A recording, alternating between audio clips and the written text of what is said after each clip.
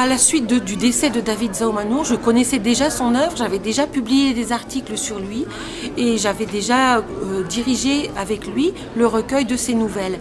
Mais en 2014, les textes étaient de plus en plus dispersés, son recueil n'était plus disponible et il y avait un vrai manque de disponibilité de ces textes et puis il n'y avait plus la personne.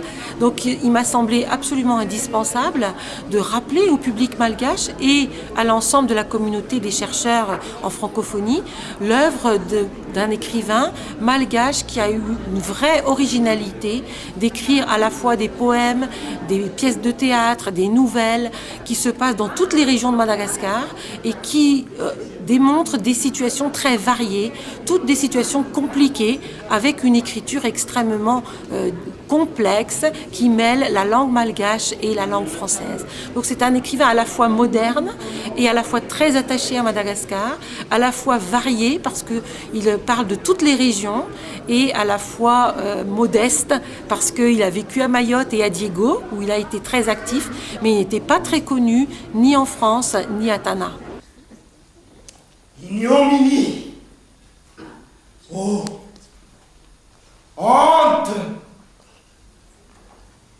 Stérile comme une pierre.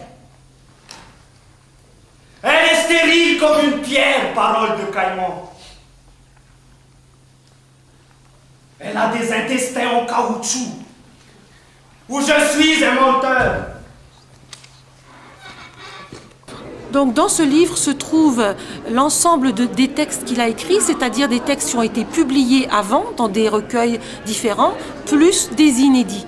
Et ça donne un recueil de poèmes complet qui date de 87, qui n'avait jamais été publié, 5 pièces de théâtre dont une seule avait été publiée et 2 seulement jouées, et puis 19 nouvelles dont une partie inédite. Mais Tsao, le biscuit, c'est le dernier homme à consulter. Combien de fois tu me l'as répété? Fais ce que je te dis. Si quelqu'un veut vraiment discerner la vérité du mensonge, c'est bien moi. Bon, comme tu voudras.